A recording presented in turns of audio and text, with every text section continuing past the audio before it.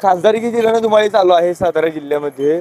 एकीकडे खासदार उदयनराजे भोसले जे राज्यसभेचे खासदार आहेत ते उभे राहिले आहेत भाजपाकडून. दुसरीकडे शरद पवार गटाचे शशिकांत शिंदे त्यांनी पण उमेदवारी अर्ज भरला आहे. दोघांच्यात मोठी चुरस पाहायला मिळते. नक्की सातारकरांचा कौल कोणा साईडून आहे काय वाटते तुम्हाला? गेल्या कित्येक वर्षापासून सातारा जिल्हा विकासाच्या बाबतीत मागास आहे का, तर प्रत्येकाच्या तोंडून आहे असा शब्द येतो. जेणेकरून आत्ताच महाराष्ट्र राज्यातील सरकार एकनाथ शिंदे साहेब असू द्यात, देवेंद्र फडणवीस साहेब असू द्यात, केंद्रातील मोदी साहेबांचे सरकार असू द्यात, अतिशय चांगल्या पद्धतीनं गेल्या 30 ते 35 वर्षात मला समजतंय असं जेवढा विकास झाला नाही तेवढा 8 ते 10 वर्षात अतिशय चांगल्या पद्धतीनं लोकांना ज्या मूलभूत गरजा आहेत, रस्ते, गटर्स, गार्डन, अजिंक्य तारा, कास पर्यटन, हे बाबतीत अतिशय चांगला विकास झालेला आहे. त्यामुळे लोकांच्या मनात अतिशय चांगल्या पद्धतीनं सत्तेत उमेदवार जावा. सत्ता केंद्रात कोणाची येईल तर प्रत्येकाच्या तोंडात ती मोदींची सत्ता येईल. मोदींच्या सत्तेत मांडीला मांडी लावून बसणारा सातारा जिल्ह्यातील सत्तेतला खासदार असावा असं प्रत्येकाचं मत आहे. श्रीमंत छत्रपती उदयनराजे भोसले यांना भारतीय जनता पार्टीनं उमेदवारी दिली आणि जेणेकरून सातारा जिल्ह्यात एकच जल्लोष झाला आणि एकमुखी सगळ्यांच्या तोंडातून येते श्रीमंत छत्रपती उदयनराजे हे उद्याचे भाजपचे खासदार सातारा जिल्ह्याचे असतील. पण मोदी सरकारचं एवढं तुम्ही काय ते अप्रिशिएट करताय मोदी सरकारला साताऱ्यातून. तुम्ही मोदींनी साताऱ्यासाठी काय काय केलं किंवा विकास काय केलाय मोदी सरकारने साताऱ्यात काय वाटतं तुम्हाला? तुम्ही काय सांगाल? किती काही 2-3 जे विकास काम आहे ते सांगू शकता का तुम्ही? सातारा जिल्ह्यातील सर्वसामान्य जनतेच्या मूलभूत गरजा जेणेकरून दवाखान्यात गेलं तर सर्वसामान्य माणसाला परवडणारं नसते. परंतु गेली 5 ते 7-8 वर्षात आम्ही कित्येक असे पेशंट बघितले. PM निधीतून 2.5 लाख, मुख्यमंत्री सहायता निधीतून 2.5 लाख, असे 5 लाख रुपये विमा म्हणून लोकांना देते. जेणेकरून 80 कोटी लोकांना धान्य पुरवठा, जेणेकरून कोविडमध्ये आपण आत्ता पाहिलं फ्रीमध्ये धान्य पुरवठा, जेणेकरून लोकांची चूल पेटती. त्यानिमित्तानं लोकांचा विश्वास मोदींवर आहे. त्यानिमित्तानं मोदींचीच कमळाचं चिन्ह दाबून श्रीमंत छत्रपती उदयनराजेंना सातारकर विजयी करतील असा विश्वास आहे. पण शरद पवारांचा हा सातारा जिल्हा बालेकिल्ला आहे, पश्चिम महाराष्ट्र बालेकिल्ला आहे. यातलं आता मोठं आव्हान देखील पाहायला मिळते शरद पवारांचं. शरद पवारांनी 4 सभा देखील घेतल्या सातारा जिल्ह्यात. त्याचा काय परिणाम वगैरे होईल का उदयनराजेंवरती? शरद पवार साहेबांना पूर्ण महाराष्ट्र तळागाळात, खेडोपाड्यात, वाडी वस्ती ओळखतात. जेणेकरून भरभरून ZP, पंचायत समिती, नगरपालिका सर्व आमदार भरभरून शरद पवार साहेबांना दिले. परंतु जे काम होतं करायचं, वैयक्तिक लोकांचं असू द्यात, सार्वजनिक असू द्यात, कोणतंही काम मताच्या पेटीद्वारे जोगवा घेतला. स्वतःचं घर, कारखाने, पाहुणे, रावळे, मित्र यांचा फायदा केल्याशिवाय सर्वसामान्य जनतेसाठी जेणेकरून सातारा जिल्ह्यासाठी शरद पवार साहेबांनी काहीही केलेलं नाही. तुम्ही काय सांगाल? तुम्हाला काय वाटतंय कौल कोणाकडून सातारा जिल्ह्याचा? साताराच्या विकासासाठी फक्त भाजपा, फक्त महायुती. सातारच्या औद्योगिक विकासासाठी फक्त भाजपा. सातारच्या शैक्षणिक विकासासाठी फक्त भाजपा. सातारच्या क्रीडा क्षेत्र असू दे, सातारचं पर्यावरण असू दे, सातारचं पर्यटन असू दे, फक्त भाजपा सातारचा विकास करू शकते हे सगळ्यांना माहिती आहे. त्यामुळे फक्त भारतीय जनता पार्टी आणि महायुतीलाच मतदान होणार आहे आणि श्रीमंत उदयन महाराज खासदार होणार आहे. पण गेल्या 10 वर्षापासून केंद्रात भाजपा आहे. युवकांच्याकडे कुठल्याही प्रकारचं लक्ष नाही भाजपचं सातारा जिल्ह्याच्या. IT पार्क असेल किंवा MIDC असेल, कोणत्याही प्रकारचा रोजगार मिळताना आपल्याला पाहायला मिळत नाहीये. साताऱ्यातील जे जिल्ह्यातील मुलं आहेत, युवक युवती, ते 100 किलोमीटर 300 किलोमीटर पुणे मुंबईच्या सारख्या शहरामध्ये जाऊन त्यांचा नोकरीसाठी तिकडे धाव घेत आहेत. सातारा शहरात कोण थांबत नाही. याच्याकडे भाजपा लक्ष देणार आहे का? किंवा आता जे राष्ट्रवादीचे उभे आहेत शशिकांत शिंदे, त्यांच्याकडून सांगण्यात देखील येते रोजगार निर्मिती करणार आहे. तसं काही उदयनराजेंचा जाहीरनामा असेल किंवा भाजपाकडून ते काय करणार आहेत का? IT पार्क असेल किंवा MIDC वगैरे. 2 गोष्टी मी सांगू इच्छितो. भारत स्वतंत्र झाल्यानंतर 60-70 वर्ष त्यांनी काय केलं हा एक विषय आपण घेतला पाहिजे. दुसरी गोष्ट आपण सांगितलं तर उदयन महाराजांच्या जाहीरनाम्यामध्ये स्पष्टपणे दिलेलं आहे की सातारच्या युवकांसाठी आम्ही अनेक योजना आणतोय. लघु जे उद्योग आहेत, लघु सूक्ष्म मंत्रालय, त्यांच्याकडून आम्ही आर्थिक सहाय्य युवकांना मिळून साताऱ्यातला औद्योगिक विकास करू शकतोय. आणि भाजप सरकारनं काय केलं, मागच्या ज्या आपलं अटल बिहारी वाजपेयीच्या कालावधीमध्ये त्यांनी रस्ते चांगले करून घेतले की जेणेकरून मुलगा जर पुण्याला गेला नोकरीला तर तो संध्याकाळी घरी यावा.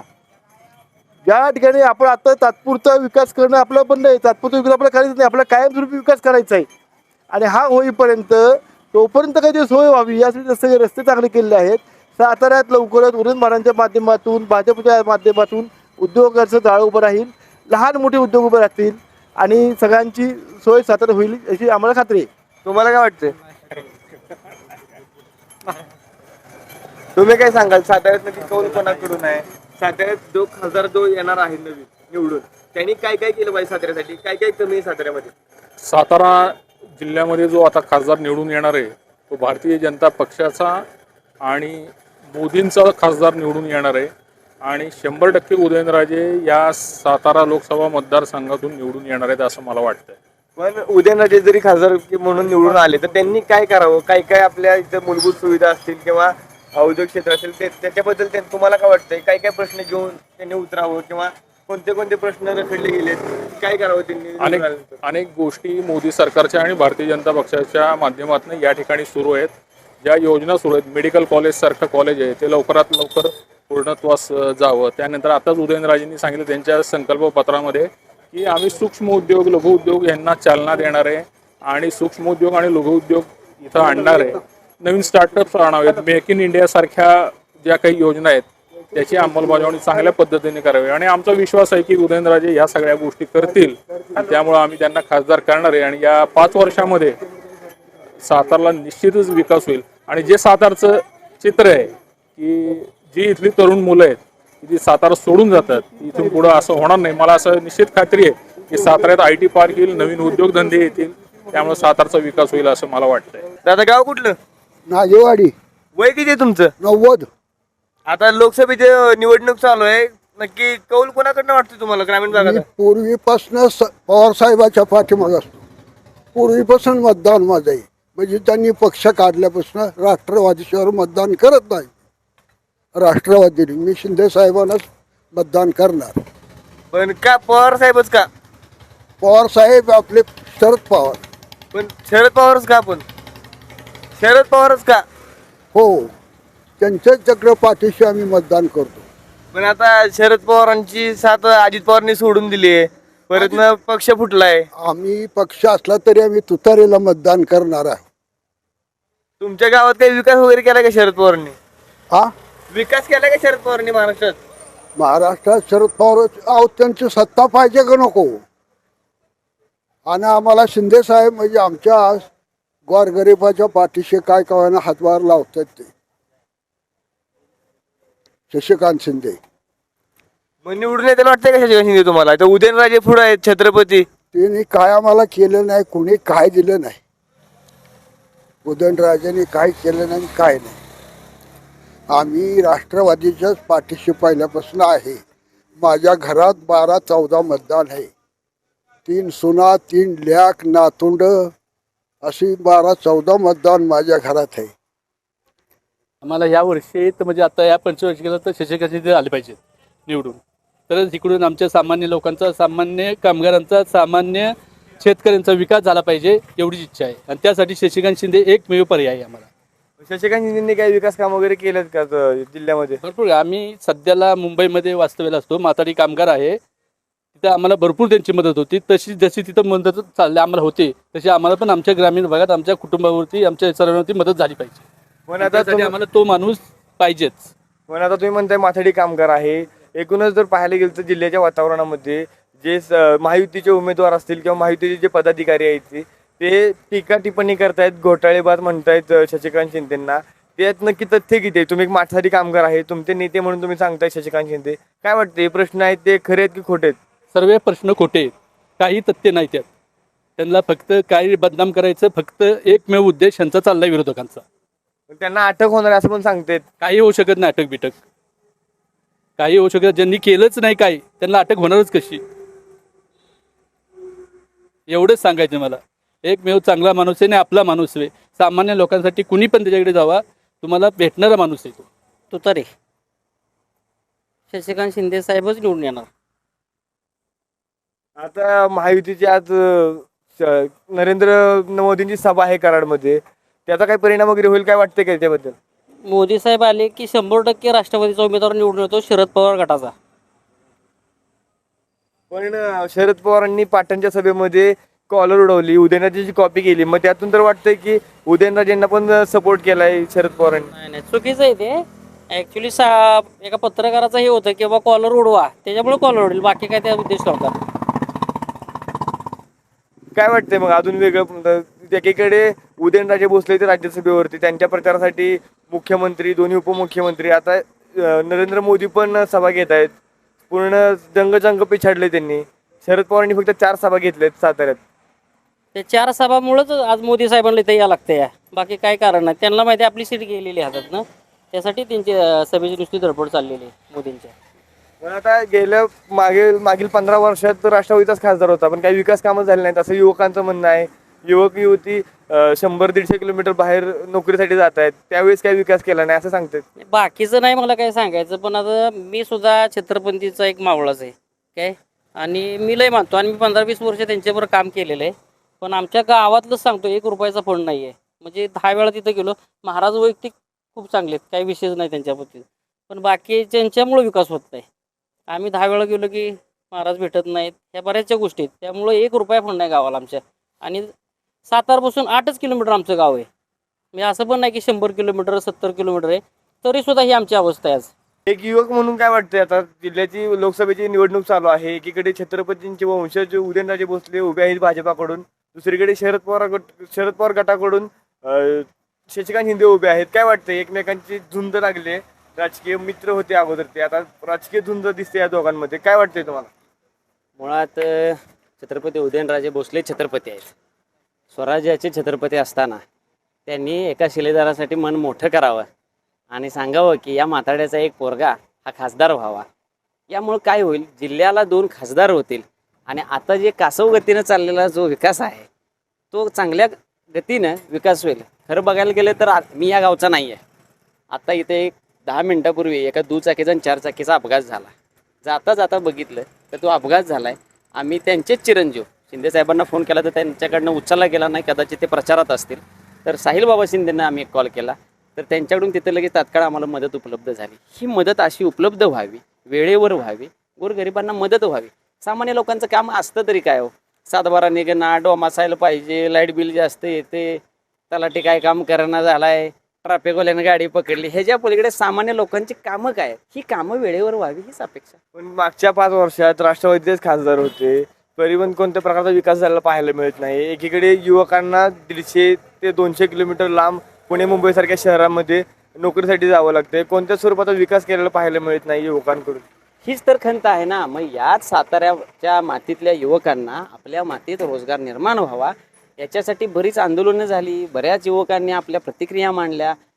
आज जर बघाल तर पुण्या मुंबईला जर गेला तर सिग्नलला आपल्या भाषेवरून कळतं की हा साताऱ्याचा आहे, आणि तो येऊन म्हणतो साताऱ्याचा आहेस का. अभिमान जितका वाटतो तेवढं दुःखही तेवढंच होतं की हे पण आपल्यासारखं जर गांजलेल्या घरातलं दिसतंय म्हणून इकडे कामाला आले. हे जर चित्र बदलायचं असेल तर सामान्य कुटुंबातला एक माणूस हा खासदार करावा लागेल. शरद पवारांचा बालेकिल्ला होता अगोदरपासून, गेले 50-55 वर्षाचा सातारा जिल्हा, तरी पण सातारा जिल्ह्यात कोणत्या प्रकारचा विकास झालेला पाहायला मिळत नाही. आणि तरी पण तुम्ही म्हणता की शशिकांत शिंदे निवडून आले पाहिजेत, त्यांनी विकास करू शकतात, पण शरद पवारांचा बालेकिल्ला असताना कोणत्याच प्रकारचा विकास झालेला पाहायला मिळत नाहीये. नाही, शरद पवारांचा जरी हा बालेकिल्ला असला, मी काही कोणत्या पक्षाचा पदाधिकारी नाही किंवा मी कुठल्या पक्षाचा नेता नाही. आम्ही एक सामाजिक संघटनेच्या चळवळीमध्ये काम करत असताना जर बघाल तर शरद पवारांनी हीच रयत शिक्षण संस्था जशी कर्मवीर अण्णांनी जन्माला घातली तर तिला उदयास आणण्याचं काम हे शरद पवार साहेबांनी केलेलं आहे. हे विसरता येणार नाही. याच शाळेमध्ये आम्ही शिकलोय. जे आत्ता काही लोक बडबडत आहेत की रयत शिक्षण संस्थेमध्ये असं झाले, आमकं झालं, फलानं झाले, त्यांची मुलं याच शाळेत शिकून मोठी झालीत, हे त्यांनी विसरता कामा नये. पण शरद पवारांनी त्याची घटनाच बदलली असं उदयनराजे म्हटलंय की मुख्यमंत्री पदसिद्ध अध्यक्ष असतो त्या संस्थेचा, परंतु शरद पवार गेले काही काळापासून अध्यक्ष आहेत, तिथं बदल घडलेला आपल्याला पाहायला मिळतं. त्याच्यामुळे ते टीका टिप्पणी करतात रयत संस्थेवरून शरद पवारांवरती. नाही, ते जर म्हणत असतील, आता कोण म्हणते मला माहिती नाही की घटना बदलली. आता याच्यावर आम्ही स्वतः अभ्यास करू आणि येणाऱ्या काही दिवसात आम्ही स्वतः तुम्हाला सांगू आणि आमची प्रतिक्रिया आम्ही देऊ की घटना नक्की का बदलली, कशी बदलली आणि खरोखर बदलली आहे का.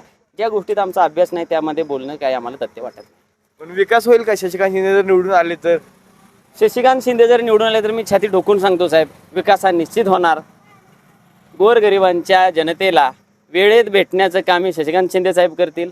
अगदी तुम्ही रात्री जावा, अपरात्री जावा, साहेब तुम्हाला भेटतील आणि या जिल्ह्यातला युवक जो परगावी कामाला आहे, जो आपल्या कुटुंबाला सोडून दुःख यातना सोसून तिथं काम करतोय, ज्याच्या मनामध्ये कुटुंबाला भेटण्याची ओढ आहे परंतु तो काही कारणास्तव येऊ शकत नाही, त्या युवकाला इथं काम निश्चित मिळेल असं मला नक्की वाटतं.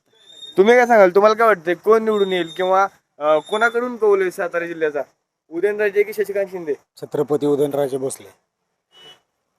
काय सांगाल त्याच्याबद्दल? उदयनराजे सर्वसामान्यांचं नेतृत्व आहे. शशिकांत शिंदे काय लांबचे नाही, हे आहे आमचेच नेते आहेत, पण उदयनराजे हे त्यांच्यापेक्षा 100% उजवे आहेत. ते उदयनराजे तर विकास करतील का निवडून आले तर सातारा जिल्ह्याचा? अहो 100% कोणी गेले, काय काम नाही झालं असं झालेलं नाही. त्यांच्याकडे एक हे माणूस गेलाय, सामान्य लोक गेले, काम नाही झालं असं नाही झालेलं, केव्हाही झालेलं नाही. उदयनराजेंनी विकास कामं केलेत का याच्या अगोदर सातारा जिल्ह्यात, काय माहिती का तुम्हाला? 100%. कोणती कोणती केलेत काय वाटतं, काय सांगाल? हे आपल्या खंबाटकी घाटातले डबल टनेलचं काम चालू आहे, ते उदयन महाराजांच्या प्रस्तावामुळेच चालू आहे. ते नितीन गडकरी करून त्यांनी मंजूर करून आणलेलं. तापळ्यातले ते जे पुलाची जी कामं चालू आहे ह्याचे कोयना डॅममध्ये तापळच्या इथं ते हिने कामं घेतलेली, ते LNTने वगैरे, ते उदयन महाराजांच्या प्रस्तावामुळेच आलेली कामं आहेत, ती केंद्रातून आलेली कामं आहेत, राज्य शासनाची कामं नाहीत. ती असे भरपूर कामं सांगण्यासारखी आहेत. आमचं मत महाराजांना आहे. उदयन महाराजांनी आमच्यासाठी फार काही केलेलं आहे. गोरगरिबांसाठी ते नेहमी तत्पर असतात. कधीही त्यांच्या वाड्यावर गेलं, त्या कुठले समस्या घेऊन गेलं, काही अडीअडचण घेऊन गेलं तर महाराज लगेच आमची कामं लगेच करतात. त्यामुळं आम्ही सदैव त्यांच्याबरोबर आहेत आणि आम्ही कायम त्यांच्याबरोबर राहणार. आम्ही पक्षाकडे बघणार नाही. आम्ही महाराज कुठल्याही पक्षात असून दे, आम्ही त्यांच्या पाठीशी आहोत आणि आमचं मतदान बी त्यांनाच आहे.